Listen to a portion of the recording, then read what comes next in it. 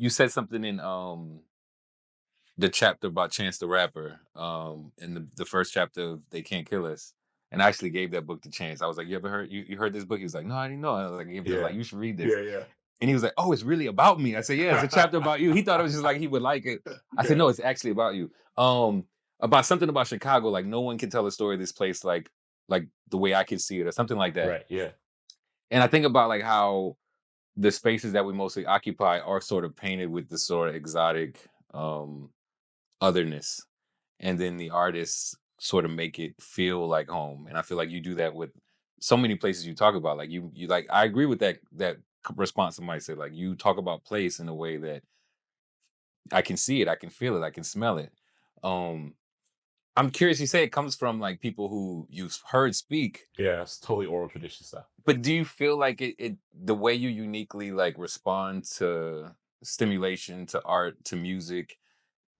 Yeah. Like if you had to source your superpower, where exactly would it be? Yeah, the whole place is a deeply sensory experience for me. And I reading Morrison as a kid. I also read, my mom, we didn't grow up with a lot of money, but my mom had books in the house. Mhm.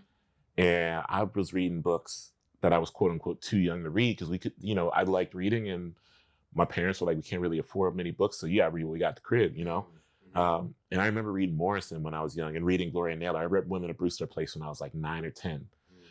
And because I didn't understand all of the, like Women of Brewster Place is pretty harrowing. Like there's some Mhm. stuff in there that like a 10-year-old should not be No, for reading, you know sure. what I mean? Yeah. And I remember being like, well, I don't actually understand some of the more harrowing bits of this. Mhm, And so I'm going to focus in heavily on the way that she is describing brick by brick this place. mhm, And so for me, place has always been a sensory experience. Like mhm, I think the world slows down for me when I'm in a place I love. Like I mhm, really want to take in everything because I'm distinctly aware that the places I love won't always look like the places I love. mhm, And so when I talked about kind of like collecting an archive of things through close attention, you know, I step outside my, I'm a runner. So I step outside my door and go on runs like every morning.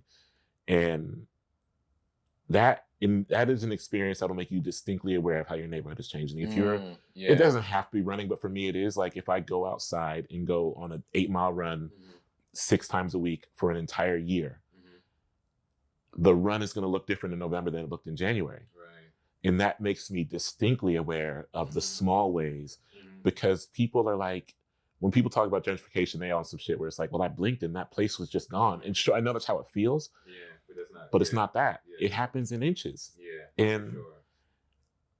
I am trying to act in opposition. My memory is trying to act in opposition to what is being taken from us inch by inch. I'm Mhm, trying to archive in inches because what's being taken is happening in inches.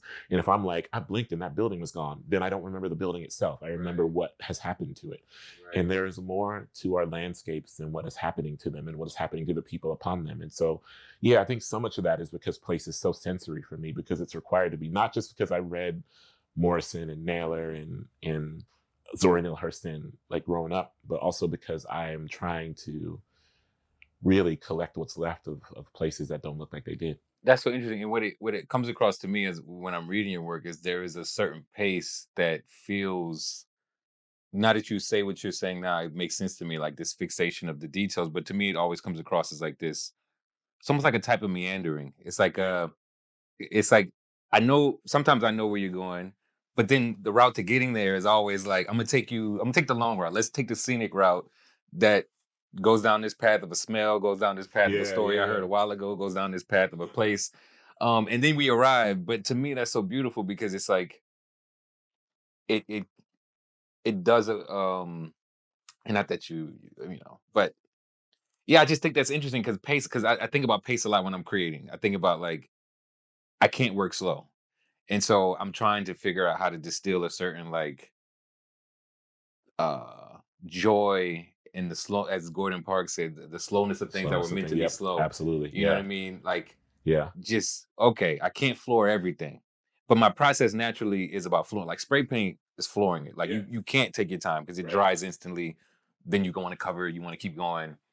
And so when I'm reading your work, it's sort of like it feels like I'm taking, it's like chopped and screwed. It's like it's a little bit, I love that. you know what I Yeah, yeah, mean? yeah. And so I'm curious if your writing style is like that. Is that like a thing that you're conscious of when you're writing. You're like, you know what? I'm not gonna.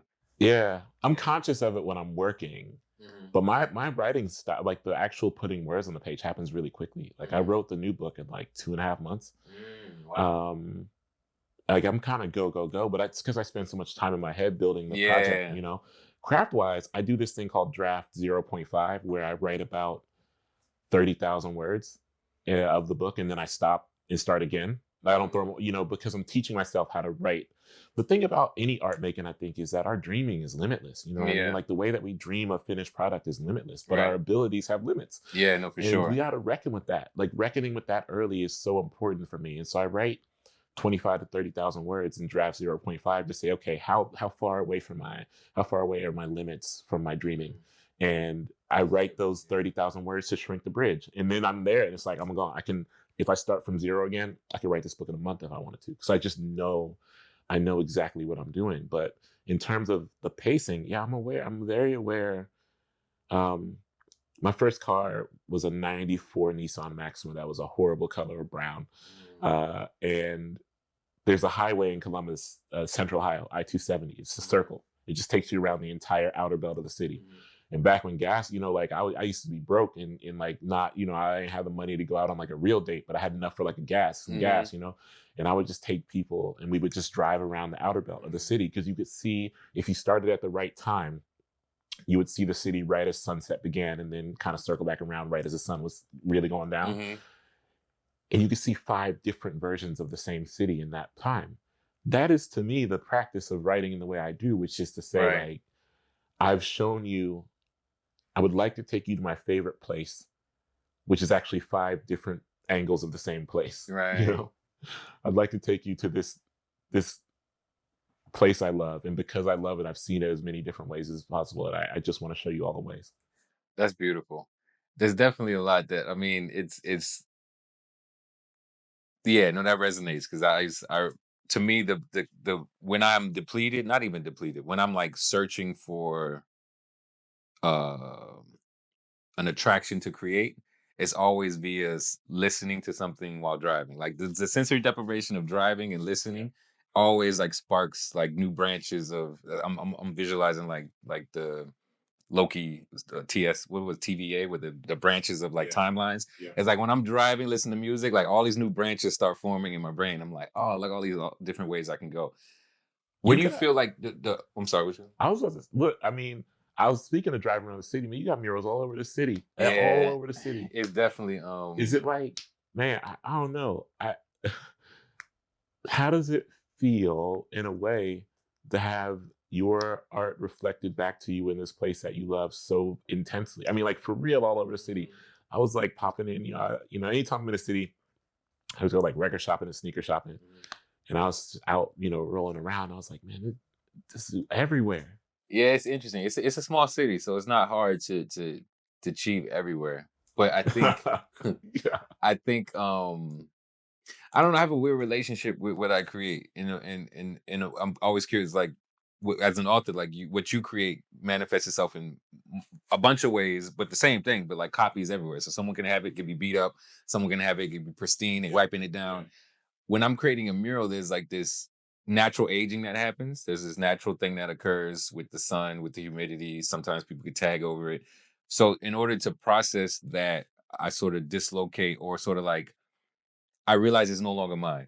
Yeah. It's not. I can't think of it the same way I think of my journal, my sketchbook, where I'm like, I can put this to the chest and I can make sure it still looks good to me, still feels good.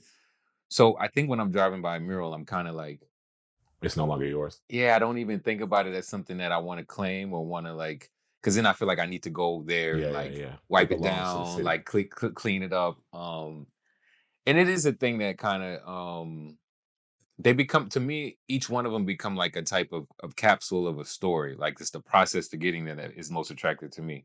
It's like if you show me a photo of a mural you've seen, to me what I see is the story that it took for me to get there, like whatever obstacles, the lift got stuck in the mud, or I was working with this artist that I really appreciate, or the photo is based on a person that I really love dearly.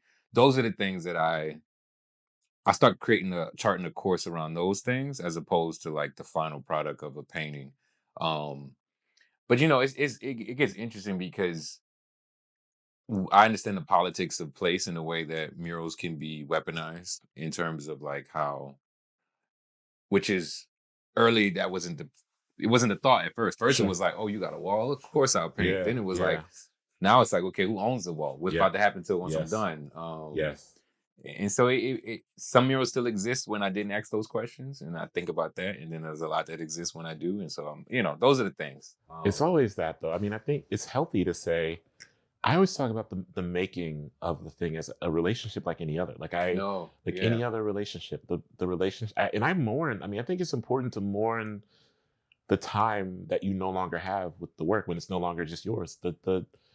The night before this last book came out was beautiful, but I really grieved. It was kind of like I learned from this book, mhm, and this book taught me so much about mhm, myself and what I'm afraid of, and now it no longer belongs to me. That mhm, relationship over the past several months of mhm, writing and editing and copy editing taught me, and I'm a better person because of it. And so I treat it like any other relationship, friendship, romantic, whatever, yeah, where I can look at someone and say, you being in my life has made me a different person, and I have immense mhm, gratitude for that. And if you were to exit my life and become distant from me mhm. and become the world's broadly, I would be heartbroken. And that is what it is.